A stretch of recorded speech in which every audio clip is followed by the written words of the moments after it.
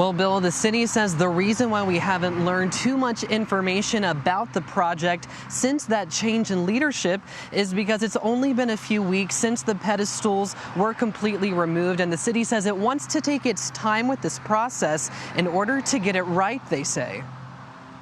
I mean, the fact that it's called Monument Avenue, I think it's kind of sad there's no more monuments on there in general. Courtney Kozowski says she understands why Confederate statues no longer line Monument Avenue, and she wonders what could go in their place. I feel like adding new monuments or new designs, even if it's like a garden, I feel like that would be nice. Right now, plants and grass sprout in the spots where those monuments once stood, but Kozowski questions if something bigger is on the way. You might recall the Virginia Museum of Fine Arts used to be in charge of the Reimagine Monument Avenue Project, described as a community-driven initiative to redesign the iconic street with input from artists, historians, and urban planners. I spoke off-camera to a member of the pre-existing community group Reimagine Monument Avenue, Catherine Driggs, which invited the VMFA to collaborate throughout the process. She said members of the group couldn't agree with each other, and some didn't feel valued by museum leadership, pointing to a quote from VMFA director Alex Nargis in 2021. According to a meeting transcript, he says he wanted the VMFA to, quote, dictate structure and organization. What we do not want is to have a community-based group of well-meaning citizens that are not going to be able to create the grand vision that this really requires, end quote. But as CBS 6 first reported, Governor Northam's administration removed the VMFA from the project in December after he transferred ownership of the Lee Circle from the state to the city of Richmond right before Governor Youngkin took office. That meant the VMFA, a state agency, no longer had any skin in the game. But the museum had already spent $100,000 taxpayer dollars to develop a plan and a timeline for the efforts out of $1 million appropriated in the state budget. A museum spokesperson says about $50,000 was spent covering staff time and the other half on public outreach initiatives. With the VMFA out of the picture, the city now controls the future of Monument Avenue. So what does that hold? I definitely hope they figure it out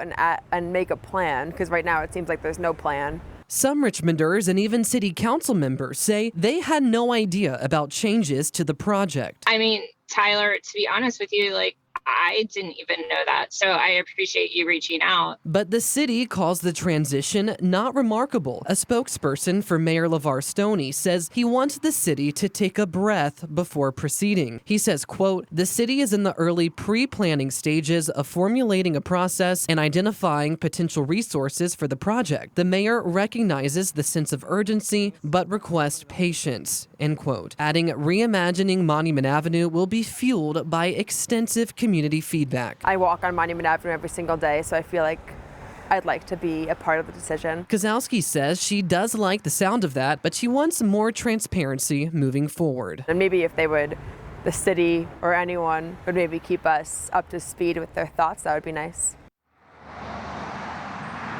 Now, in response to that comment from the VMFA director about dictating the project, a VMFA spokesperson says that comment was taken way out of context. In the same meeting, the VMFA director said that he wanted everyone's voice to be included. Now, the city says that moving forward, it will invite the arts community to be a part of the project.